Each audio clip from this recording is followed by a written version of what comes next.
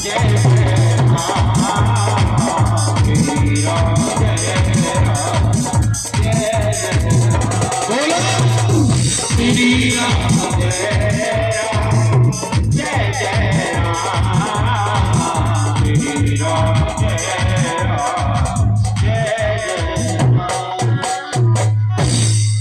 जब अधर्म होता, पाप होता, तो आता हूं मैं और दुष्टों की सारी संपत्ति को, सारे वैभव को पलमात्र में चूर्ण बना देता हूं।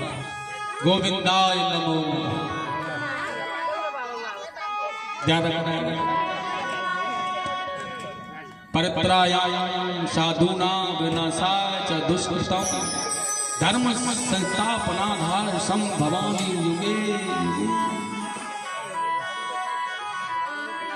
भगवान कृष्ण ने कहा ना अर्जुन से, तभी तो मैं आता हूं, तभी तो मैं करता हूं अपने भक्तों का कल्याण। भाई फिर परेशान क्यों, फिर भय किस बात का?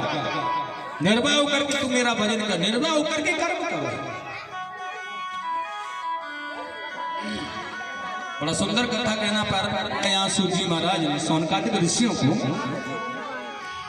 लेकिन बड़ी पावन कथा है महाराज। ये महात्मा की कथा है। सूजी महाराज सौनकादिक ऋषियों को कथा सुना रहे हैं नेमी शरण तीर्थ पर। अगर पूछा जाए तो ध्यान रखना, आप बताना। और उसके बाद बड़ा सुंदर कहा जाता है महाराज। व्यास जी महाराज अपने आश्रम पर बैठे हुए, मन बड़ा उदास है उनका। एक बार नारद जी उनके आश्रम पर पधारे तो नारद जी ने उनके मन को देखा है, बड़ा अप्रसन्न है।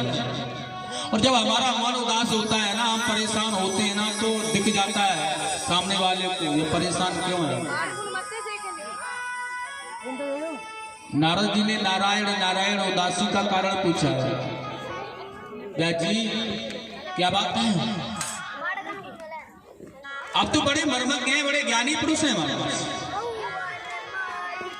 वेदों की रचना करने वाले, पुराणों की रचना करने वाले, शास्त्रों की रचना करने वाले, और आपने तो कमाल कर दिया, श्री या महाभारत जैसे सदग्रंथ की रचना की है। व्यास जी ने कहा हाँ, तभी तो कह रहा हूं कि मेरा मन उदास क्यों है। और नारद जी से पूछने लगे, व्यास जी आप बताइएगा ये मेरा मन उदास क्यों है? आप तो मर्मज्ञ हैं, ब्रह्मनिष्ठ है, आप बताओ मुझे ये मेरा मन उदास क्यों है, मैं समझ नहीं पा रहा हूं। नारद जी ने देखा भगवान की कृपा नारद जी पर तो सदैव बनी रहती है महाराज। और नारद जी ने पल मात्र में बता दिया है, सुनो तुमने बड़े बड़े पुराणों की रचना की है, तुमने महाभारत जैसे सदग्रंथ की रचना की है, लेकिन सुनो तुम भूल रहे हो कुछ करना संसार में जो तुम्हें करना चाहिए। व्यास जी ने कहा क्या भूल रहा हूं? भूल रहे हो जिस नारायण ने, जिस भगवान ने समस्त लोक में आकर के अधर्मियों का विनाश किया है, महाभारत की रचना की, ठाकुर जी की लीला उसमें थी, लेकिन कहा ठाकुर जी ने पांडवों का साथ दिया, उनकी रक्षा की, लेकिन ठाकुर जी ने पीछे क्या किया था? उनका जन्म कैसे हुआ था, क्यों हुआ था, किसके लिए हुआ था? बाल लीला की उन्होंने तो क्या किया, उसमें माखन चुराया तो कैसा आनंद आया उन्हें, गाय चराई, मुरली बजाई, उन्होंने तो क्या किया? और नारद जी को बता दिया जिन कथाओं के बल पर, जिन कथाओं को सुनकर के भक्त भवसागर से पार होंगे, कलयुग के पापों का मर्दन करने वाली जो भगवान की बाल लीलाएं, जो भगवान कृष्णमय कथा हैं, तुमने ठाकुर जी की उन कथाओं का कोई भी अनुसरण भक्तों के पास पहुंचाने का कोई साधन नहीं बनाया। उस कलयुग में जिस भगवान की कथा को सुन करके भक्तों के मन में आनंद बढ़ेगा, पाप कम होगा, ऐसा कोई साधन नहीं है। व्यास जी महाराज को ध्यान आया, बाकी में सत्य बात है, पाप होने वाला, अत्याचार होगा, पाप होगा, अधर्मी लोग होंगे, कलयुग में नाना प्रकार की यातनाएं होंगी, लेकिन कलयुग को संभालने वाला क्या कर्म किया जाएगा? नारद जी नारायण नारायण करते हुए चले गए।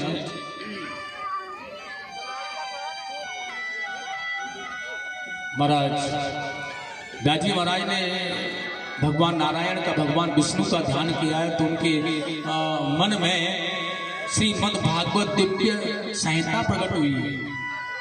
वह दिव्य ज्ञान, दिव्य श्रीमद् भागवत जो भगवान नारायण ने ब्रह्मा जी को दी थी, केवल 4 श्लोकों में, चतुर्थ श्लोक की दिव्य कथा, दिव्य भागवत। अब व्याजी महाराज को वह मिल तो गया, लेकिन अब 4 श्लोकों में भागवत जी का व्याख्यान करने वाला कौन होगा संसार में।